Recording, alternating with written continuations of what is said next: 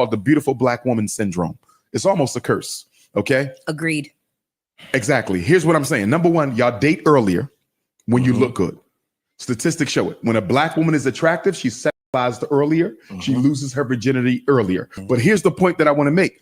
Because they're so beautiful, Joe, guess what? When the brothers in college was trying to holler with that wedding ring, oh no, I look too good for that. Ain't no marriage coming in my 20s. My options. Thank you. I'm Then looking the for a better 30s came. option. The 30s came. Brothers came with the ring. No. I'm still enjoying You ain't this. slowing me Then down. she gets 43, 44, 45. Now I'll take the post. Now she ready to settle down. I'll take the post office worker. Right. I'll take the but post stay office with worker me. now. And because black men are not dropping at her feet with proposals like they were in her 20s and in her 30s, now she's on YouTube talking about black men ain't shit. They not serious. They don't want to build a family. Time out. You done had about 30 black men who came for your finger in marriage, and you turned them all down because you thought you was too cute to settle down. And now you in your mid 40s, brothers ain't breaking their neck to wedge you out. No, and now the men ain't. Look, no, listen. Wait, Mal, is that you? Mal, is that you? When I want to hear her rebuttal. There is no rebuttal. I agree with you. Okay. No, I don't. Wait a minute. What just happened right there? Is this the same Dr. Umar Johnson that said this? So when his sister says, I don't need a man, because she couldn't find one strong enough to hold her down. Or when you meet a woman and you say, sister, I'm strong enough to be your man. You ain't got to work or you ain't got to pay the bills or whatever. Pull back. I got you. And she can't do it because all the other men before you who disappointed her. So what I'm saying is, black men, we got to be patient with our women because we created that personality.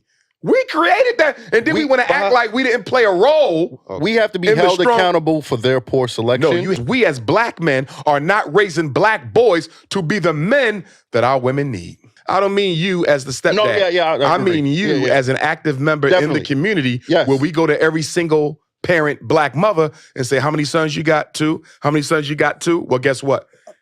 That's your son's big brother. That's your son's big brother.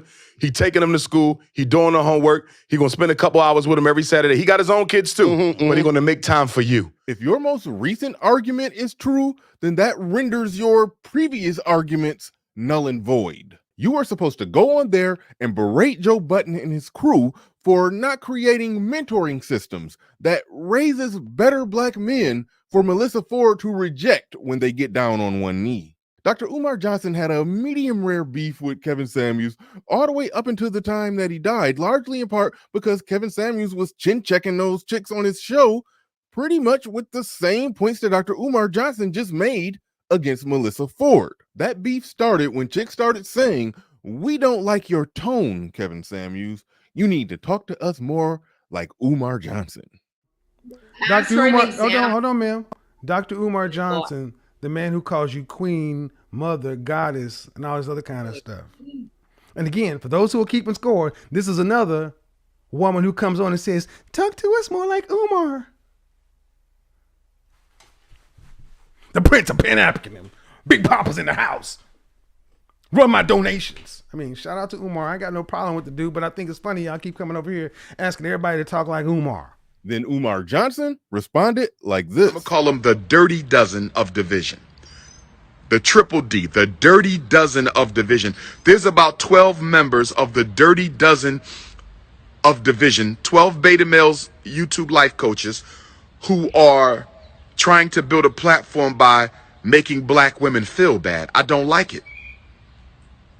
I can't appreciate black men trying to make a dollar off of making black women feel bad. And unfortunately, our black women, some of them are so thirsty for validation that they're participating. They're participating in the attacks and slander against the black female community, and that's not acceptable. So you can't accept a man making money off of making black women feel bad, but you can accept a man making money off of making black women feel good? Does the truth or validity of any of the points that are being made matter in this equation? Or does it only matter how black women feel after the points are being made? Or are the points only valid depending on who's making those points? Either way, we're hearing him say a lot of stuff that we know he heard first from Kevin Samuels. But even after Kevin Samuels died, there was still video of Dr. Umar Johnson talking about how he didn't like Kevin Samuels' message. I didn't support it at all. Okay. I thought it was divisive. I thought it was very Eurocentric in his approach to criticism. I think his expectations for women were very superficial in terms of what was important.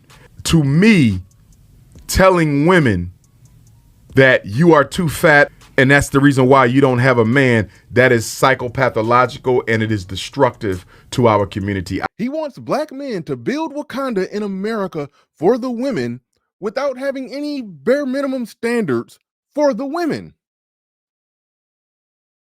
Going back to what he said to Melissa Ford, when your cape is on that strong for black women, you will find yourself criticizing black men for making true statements on the internet about black women. Then give it enough time and you'll eventually find yourself on the internet making those same statements when in discussions with women. So if Melissa Ford, and I'm talking young, hot marriage proposal rejecting Melissa Ford, and the women that look like her, and the women that think they look like her, and the women that think they look like the women that think they look like her. Okay, all of them.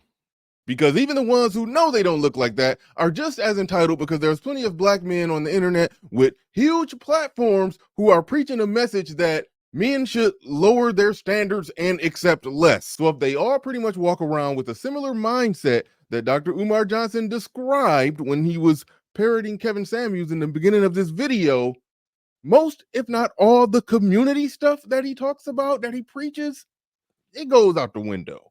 Because it can't be a community without families. And if by the time that they're ready, they're nearly over 40, overweight with a couple kids by a couple men, that's going to be a hard no. Tap the box to see my surgical breakdown of this new Color Purple movie.